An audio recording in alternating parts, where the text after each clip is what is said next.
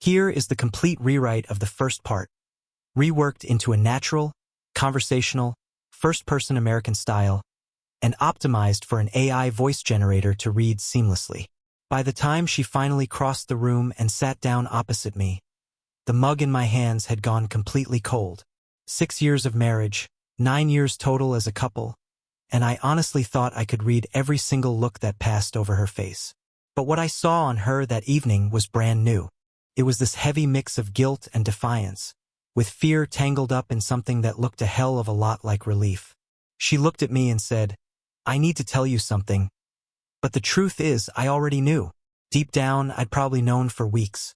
I'd spent almost a month watching her fingers fly across her phone screen with this weird urgency, noticing how she suddenly needed full makeup just to run quick errands, and feeling how distant she was, even when we were sitting right next to each other on the couch. I've been talking to him again," she whispered, completely unable to look me in the eye. She meant her ex. She tried to tell me it started out totally innocent, just a random message on social media, but then she hit me with that word, but. That one little word just hung there in the air, heavy as a blade waiting to drop. I carefully set my mug down on the table, watching a dark ring of coffee bleed out across the white napkin underneath it. It's funny how your brain focuses on those tiny, stupid details right when your whole world is crashing down around you. "But we've reconnected," she kept going, and her voice actually started getting stronger, like she'd been rehearsing this exact speech in the mirror. Then she said, "And I realize now that I never really got proper closure with him. I think I need to find out if there's still something there between us." I sat there waiting for the anger to hit me, the kind of blind rage I'd seen tear other guys apart in situations like this. Instead, this weird numbness just started spreading through my chest, like someone had injected Novocaine straight into my heart. "He's different now," she said, trying to justify the whole thing. She told me he was more mature, that he'd changed, and that he was finally ready to commit. Apparently, he'd realized exactly what he lost when she left.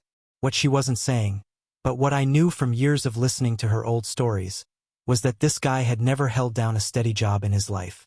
He'd cheated on her left and right, borrowed thousands of dollars he never paid back, and left her crying on her bathroom floor for months after they broke up, swearing she'd never let another man treat her like garbage again.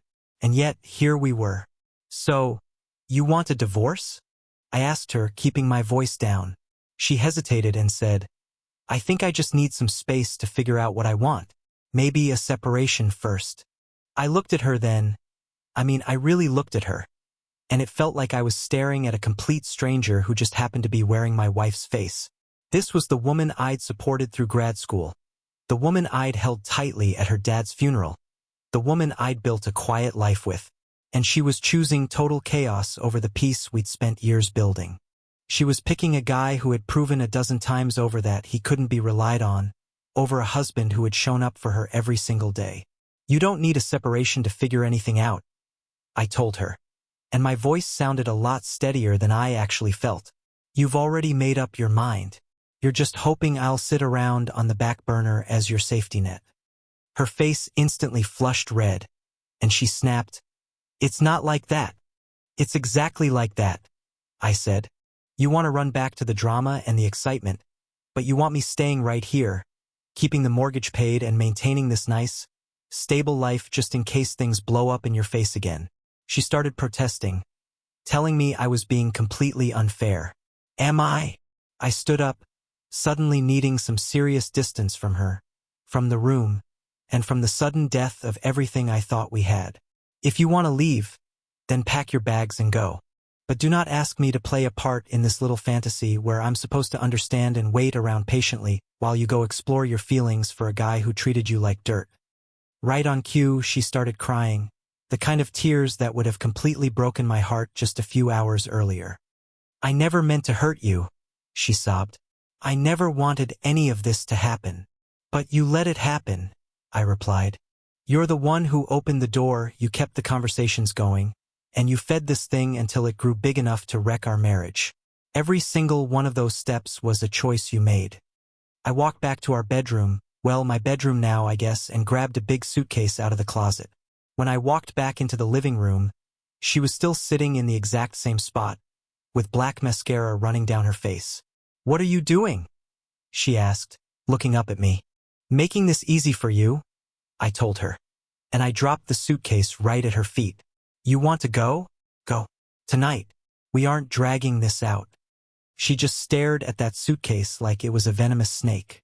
By the time the sun came up the next morning, she was gone. She left behind a closet full of her clothes and a long note trying to explain the unexplainable. I threw the paper right into the fire without reading past the very first sentence. Whatever excuses she'd written down, whatever she was trying to say to make herself feel better about what she did, I didn't need to carry that weight. That first week was brutal.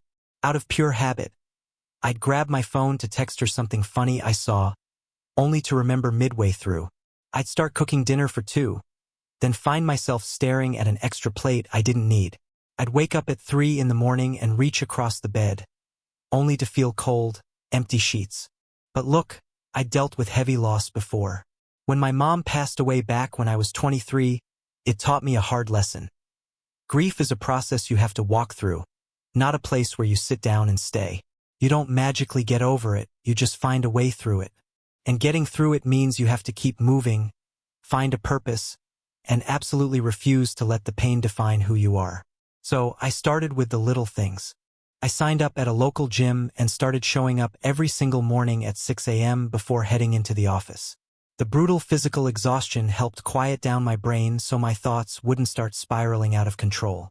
I started reconnecting with old buddies I'd kind of drifted away from, saying yes to weekend plans I used to turn down because my wife never felt like going. To my surprise, I actually had a blast at trivia nights and going on weekend hikes. On top of that, I threw every ounce of my energy into a massive work project I'd been putting off for months. We were building a brand new software system for one of our biggest clients, and I stepped up and volunteered to lead the entire rollout team. My boss definitely noticed that I was dialed in and working my tail off, and he started pulling me into high-level executive meetings. Less than a month into it, he called me into his office, sat me down and said, "I've been incredibly impressed with your work lately. I know things have been rough for you at home, but professionally, you are absolutely knocking it out of the park. We have a senior management slot opening up in our New York branch.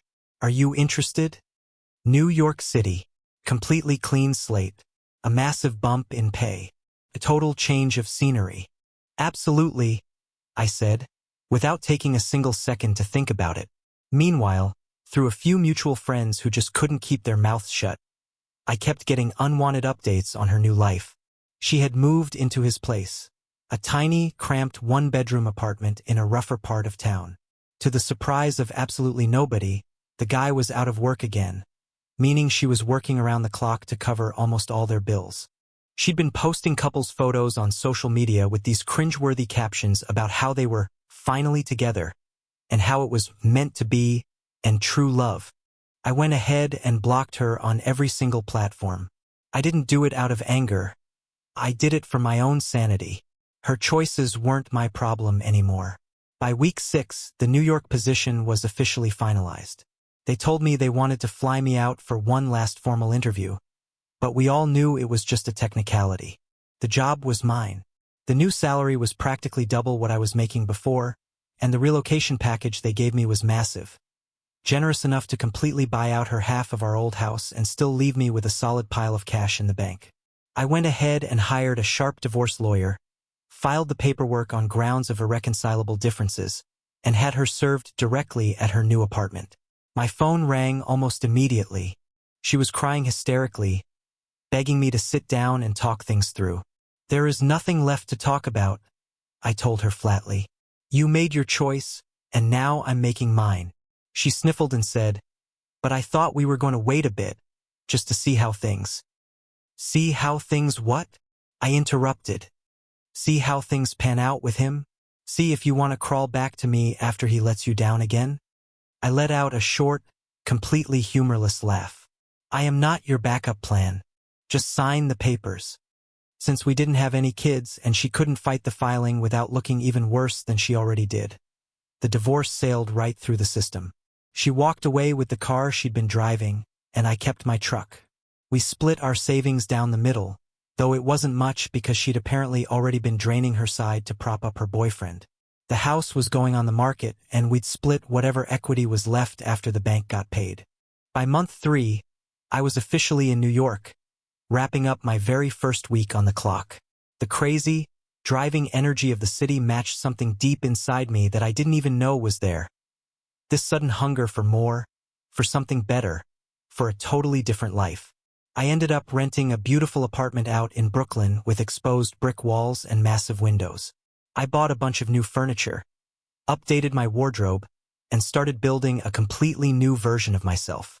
I also started seeing a therapist weekly, not because I was losing my mind, but because I truly wanted to understand why I had missed all the red flags, and why I'd gotten so comfortable that I didn't even notice my own wife drifting away from me. My therapist helped me realize that none of this was actually a reflection of me.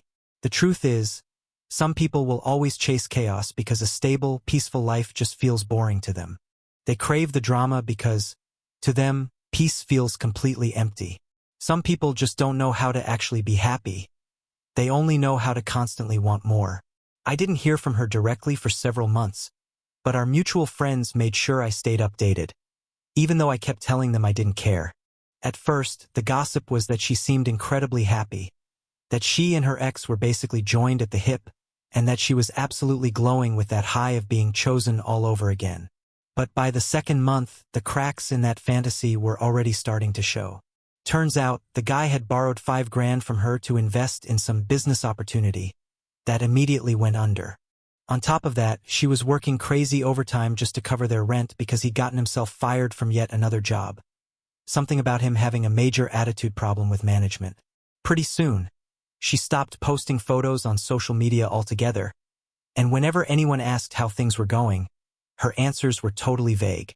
By month 3, according to Jessica, a mutual friend of ours who honestly lives for drama, things had taken a massive turn for the worse. The guy had started vanishing for days at a time, claiming he was crashing with buddies or looking for work in other cities. She strongly suspected he was messing around with someone else, but she couldn't prove a thing. Plus, the apartment they shared was always a total disaster because he refused to lift a finger around the place. She was essentially footing the bill for his entire life while he contributed absolutely nothing. She looks completely drained, Jessica told me during one of her uninvited update calls. She's lost a ton of weight, and not in a healthy way. You know, she actually asks about you sometimes, wanting to know how you're doing. Then she can ask me herself, I replied. Though I won't answer. She says she made a mistake?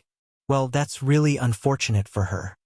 Jessica paused and said, Man, you really don't care at all, do you? I actually took a second to think about that question. Did I care? There was a time in my life when her pain would have been my pain, when I would have moved heaven and earth to fix whatever was hurting her. But that version of me was gone, completely transformed by necessity into a man who finally understood that you can't set yourself on fire just to keep somebody else warm. I care the way you care about any random human being who's going through a rough patch, I finally told her. I genuinely hope she finds a way out of that mess. But that's exactly where my concern ends. Her own choices landed her in that spot, and her own choices are going to have to get her out of it. Jessica let out this big, dramatic sigh. Wow, you've really changed. No, I've grown, I told her. There's a big difference. Right around month 4, I ended up getting a huge promotion at work. My boss was so impressed with how I'd completely overhauled and restructured one of our biggest accounts that he officially made me a partner in the firm. The financial bump was life-changing, sure, but honestly, it was the validation that meant the most. It proved I was damn good at what I did, that I brought real value to the table, and that I was finally building something meaningful. On top of that, I'd started dating a little bit, nothing heavy, just casual nights out to remind myself what it felt like to actually connect with someone new. There was Sarah, a sharp lawyer with a quick wit who absolutely did not play games. There was Monica, an artist who really taught me how to appreciate beauty in places I'd never think to look. And there was Jennifer, a fellow software developer who spoke my exact language and always knew how to make me laugh. I wasn't looking to jump into anything serious, and I made sure to be totally upfront with them about that. I was honestly just enjoying the process of figuring out who I was outside of a marriage, outside of being someone's husband. I was relearning what I actually liked instead of just defaulting to what we had liked together as a couple. As it turned out, I had a massive love for live jazz, Indian food, and taking incredibly long walks through Central Park right at dawn. I also went ahead and adopted a dog, a rescue pit bull named Apollo who'd been through his own share of rough stuff and managed to make it through the other side. We just got each other. Me and this scarred-up dog with massive trust issues. We started going on long runs together every day and curled up on the couch whenever a bad thunderstorm rolled through, both of us slowly learning that good, peaceful things could actually stick around for the long haul. My apartment finally started feeling like a home. My job turned into a real career. My life was finally, completely mine. Then, the phone call came on a random Tuesday evening while I was in the middle of making dinner. It was an unknown number with a New York area code. I almost let it go to voicemail, but something inside me told me to just pick it up. "Hello," I said. There was nothing but silence at first, then the sound of heavy breathing, and finally, a quiet, "It's me." I recognized her voice instantly, even though it sounded way thinner than I remembered, like it was stretched incredibly tight over something about to break. "How did you get this number?" I asked, keeping my voice level while I continued chopping up vegetables for my stir-fry.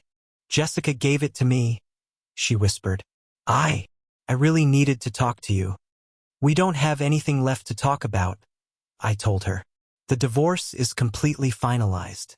If there's some kind of legal issue, you need to contact my attorney." "It's not that," she said, her breath shaking. I just really needed to hear your voice, to tell you how incredibly sorry I am, and to tell you that I finally understand exactly what I threw away." I carefully set my chef's knife down on the counter.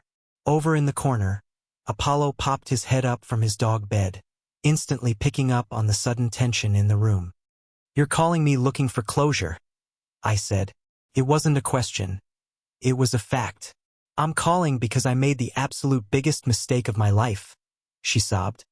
"And I honestly can't figure out how to live with myself anymore. He left me.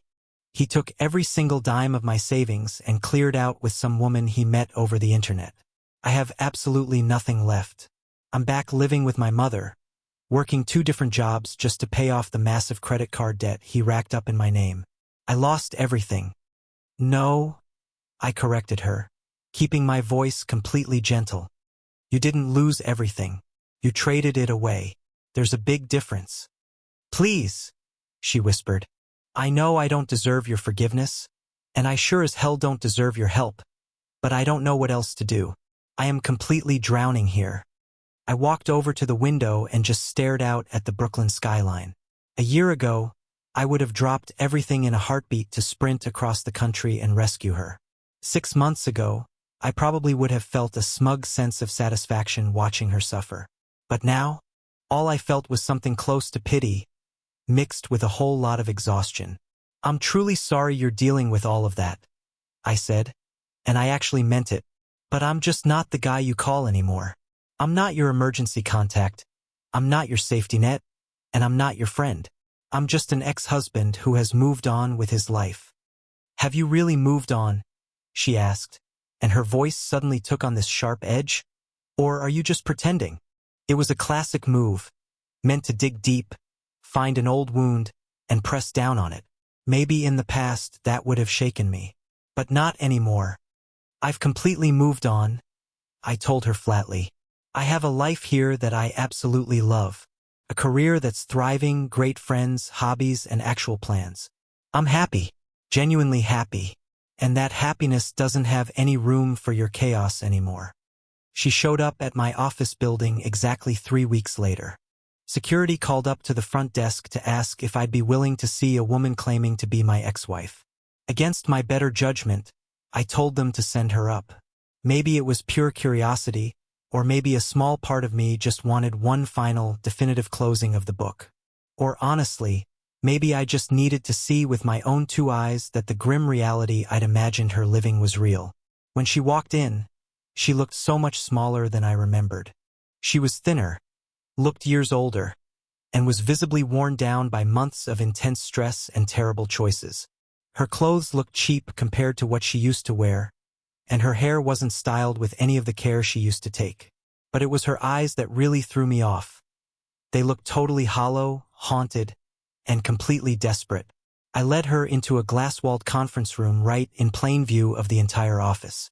I didn't offer her a private office because, frankly, I didn't trust myself or her enough to close the door. "Thank you for agreeing to see me," she started out. "You've got 10 minutes, I interrupted. "I have a hard stop for a meeting." She flinched a little at how cold I sounded, but she forced herself to keep pushing forward. "I came all this way to apologize to your face," she said. "To tell you that you were right about absolutely everything. He hasn't changed. He's never going to change. And I was so incredibly stupid, blind, and wrong." "Okay," I said, leaning back in my leather chair and just studying her. "Apology noted. Is that really all you came to say? Are you seriously not going to say anything else?" she asked, looking at me desperately. "What exactly do you want me to say?" I asked her. "You want me to tell you that I forgive you?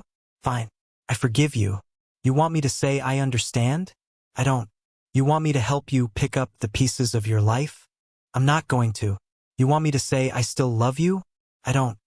Right then, tears started pouring down her face. The kind of heavy crying that comes from a place way deeper than regular sadness. It was the kind of crying that comes from regrets so intense they turn into a physical ache in your bones. "I look at you," she managed to choke out through the tears, "and I see what you've become, this incredibly successful, confident, genuinely happy person. I see that you've completely moved on from us. And I'm realizing that I threw away the absolute best thing that ever happened to me for a total fantasy, for a piece of nostalgia. And you threw it away out of pure stupidity," I added, agreeing with her flatly. "Yeah, you really did." She looked up at me, eyes swimming. "And you seriously don't feel a single thing for me anymore?" I actually took a second to look inward and give her an honest answer. "I feel sorry for you," I told her. "And honestly, I feel pretty damn grateful that you showed me exactly who you were before we ended up having kids, or buying a massive house, or entangling our lives any deeper than we already had. If anything, what I feel right now is pure relief. Because now I'm actually free to find someone who chooses me every single day, not just when her more exciting option blows up in her face." That made her sob even harder. "I know I don't have any right to ask for another chance," she choked out. "But could we at least? I mean, could you just help me figure out how to get back on my feet? Just some advice? Maybe you could look over my resume? Just something." And right there, the mask slipped. There was the real reason she'd shown up at my office. It wasn't about getting closure, and it wasn't about a sincere apology. It was about a rescue mission. She was making one last desperate attempt to turn me into her fixer.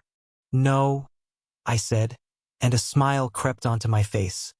Not a mean or vindictive one, but a smile of total, genuine peace. "You're going to have to save yourself this time. Honestly, that's the only way you're ever going to learn that your actions have real consequences. You need to realize that people aren't just interchangeable, and that things like stability, love, and commitment are incredibly precious. You don't get to just throw them in the trash and expect them to be waiting for you when you change your mind." She stared at me, her voice turning bitter. "So you're just going to sit back and watch me drown?" "I'm not going to watch you at all," I replied. "The second you walk out of this building, I'm going right back to my life, and my life has absolutely nothing to do with you anymore. You're just going to fade into my past." A lesson I had to learn, a chapter 1 finally closed. My smile only widened because I meant every single syllable of it. The peace washing over me was 100% real, and God knows I had earned it.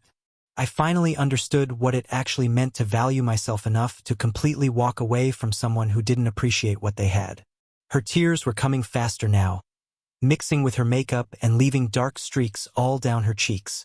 But these weren't just sad tears anymore, though she had plenty of that too.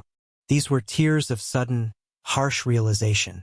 She was finally, truly grasping what she had thrown away when it was right in front of her, only recognizing its real worth now that it was gone forever. "I truly hope you find happiness," I said, standing up from the table. "I mean genuine happiness, too, The kind that comes from inside your own soul, not from chasing someone else's validation. I really hope you learn to be enough for yourself, but I can't be the guy who helps you get there. I walked her out to the lobby and waited with her at the elevator. When the doors slid open, I watched her step inside. As the chrome doors started to close, I caught her reflection one last time. Broken, crying, and completely alone. And inside, I felt absolutely nothing but that same peaceful smile. As I walked back toward my desk, my colleague Mark strolled over. Ex-wife? He asked quietly. Yeah. I nodded. Man, she looked rough. She made her choices, I told him. Mark looked at me closely. And you're really doing okay with this? I took a mental snapshot of my life right then.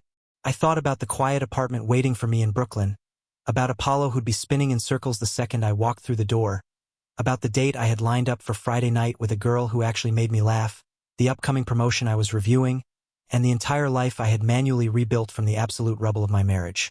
I'm a hell of a lot better than okay, I told him, and I meant it from the bottom of my heart. I'm free. Later that night, I pulled out my phone and deleted her number for good, the very last tie connecting us. I didn't do it out of anger, and I didn't do it to be petty.